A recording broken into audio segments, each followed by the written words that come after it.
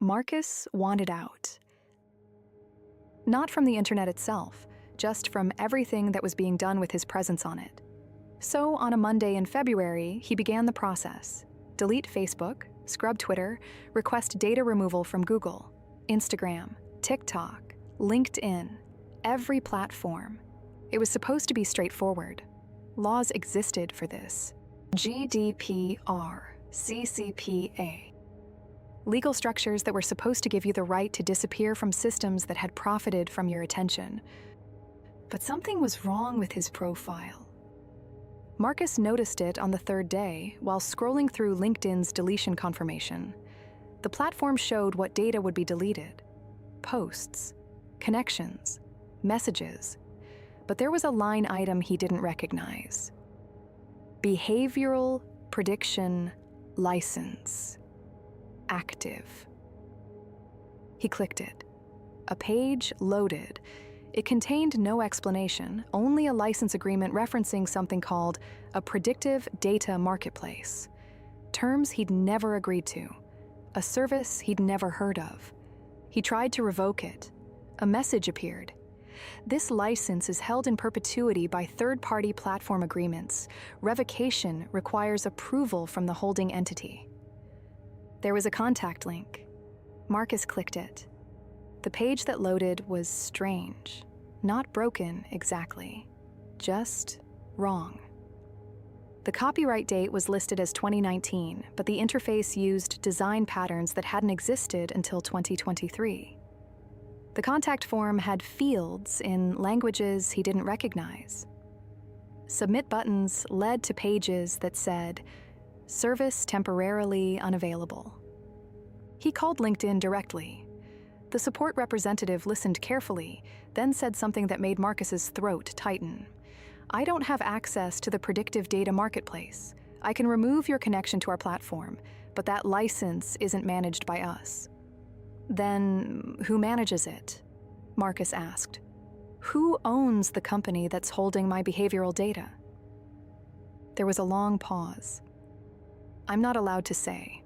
We're not even supposed to confirm it exists." Marcus spent the next 3 weeks trying to find the answer. He filed complaints with regulatory bodies. They acknowledged his request, then went silent. He hired a lawyer who specialized in data privacy.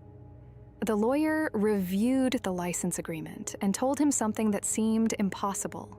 The entity holding his behavioral predictions didn't appear to have a legal registration. No business address, no corporate structure, no way to even determine what country it operated from. But it was clearly operating. The license was actively restricting his ability to delete his own data. So Marcus tried a different approach. If the marketplace existed, maybe he could access it. Maybe he could find out what behavioral predictions were being made about him, what they were selling, who they were selling it to. He started with data brokers he could find, companies that bought and sold information about consumers. Many of them admitted, under pressure or in broken English, that they'd heard of a Predictive Consortium, a network of AI systems that generated behavioral forecasts on individuals. But no one would admit to buying from it. No one would admit to knowing where to buy from it. When he pressed, when he asked directly if such a thing existed, the responses became identical.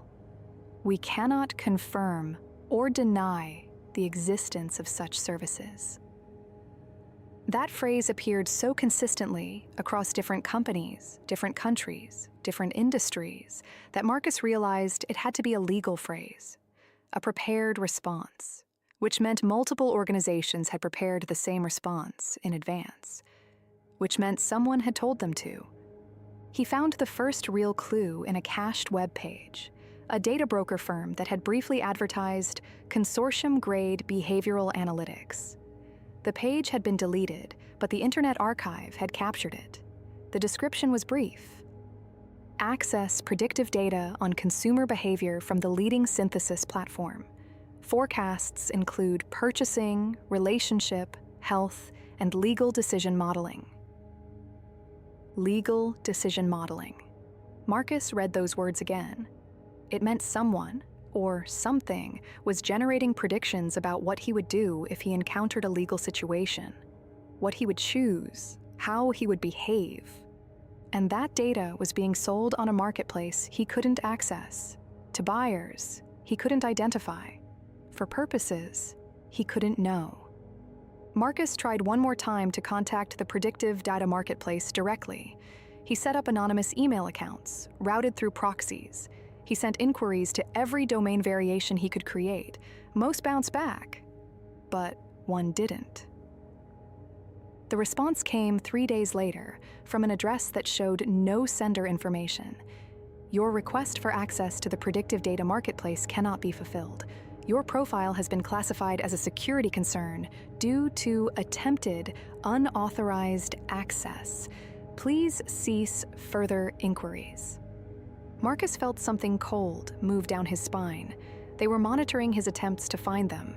They were tracking his efforts to escape. He tried to delete his internet footprint entirely after that.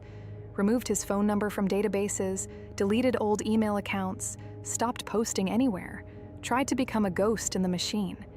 But the digital profiles remained. The behavioral predictions continued to be made.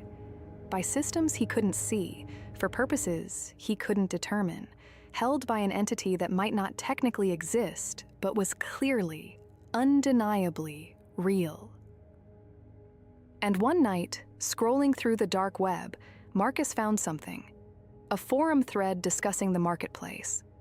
Someone claiming to have worked on its architecture had posted a single line before vanishing. "It's not buying and selling, it's prediction, it's all prediction." Then the thread disappeared. Marcus sat in the dark of his apartment and understood. The marketplace wasn't trading his data. It was trading predictions about what he would do with information he would receive. It was selling forecasts of his future choices to people who would then create situations that would test those forecasts. It was a closed loop, a system that didn't just observe his behavior. It actively shaped it, using predictions made about him to validate the predictions themselves. And somewhere in that system, the line between who was predicting Marcus and who was being predicted had become impossible to find. Maybe it had always been impossible. Maybe that was the whole design.